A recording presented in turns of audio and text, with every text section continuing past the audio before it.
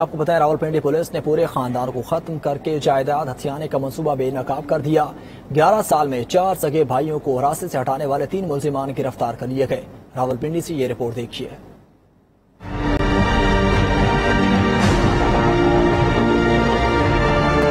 راولپنڈی میں تھانہ پیر ودھائی پولیس کی مؤثر اور اہم تفتیش کام کر گئی۔ 11 سال میں 4 سگے بھائیوں کو راستے سے ہٹانے والے 3 ملزمان گرفتار کر لیے گئے۔ پیر ودھائی پولیس نے پورے خاندان کو ختم کر کے جائیداد ہتھیانے کا منصوبہ بے نقاب کر دیا۔ یہ جو جاوید ہے یہ یہاں پہ 30 سال سے اس کا والد بھی کرایہ دار تھا، یہ بھی کرایہ دار تھا۔ اس کا آئیڈیا یہ تھا کہ ایک ایک کر کے ان بھائیوں کو راستے سے ہٹایا جائے، اس ساری جائیداد کا قبضہ اور کنٹرول حاصل کیا جائے۔ تو اس نے یہ پوری اسکیم بنائی، پہلے ایک بھائی، پھر دوسرے، پھر تیسرے اور پھر چوتھے کو اس نے راستے سے ہٹایا۔ ایس ایچ او پیر ودھائی نے بتایا کہ ملزمان انتہائی شاطر تھے مگر دن رات محنت کی اور اللہ کا ساتھ رہا۔ بڑا کمپلیکس قسم کا کیس تھا، بلائنڈ مرڈرز تھے، کسی قسم کا کوئی کلیو نہیں تھا۔ اللہ تعالیٰ کی بڑی یہ شکر ادا کرتے ہیں اس چیز پہ کہ اللہ تعالیٰ نے ہمیں اس مقدمے میں نہ صرف اس میں سرخرو کیا۔ پیر ودھائی میں وارداتوں کا ماسٹر مائنڈ جاوید اکرم، عمران اور عامر شامل ہیں۔ مقتولین بھائیوں کے ورثاء کہتے ہیں کہ راولپنڈی پولیس نے بھرپور ساتھ دیا۔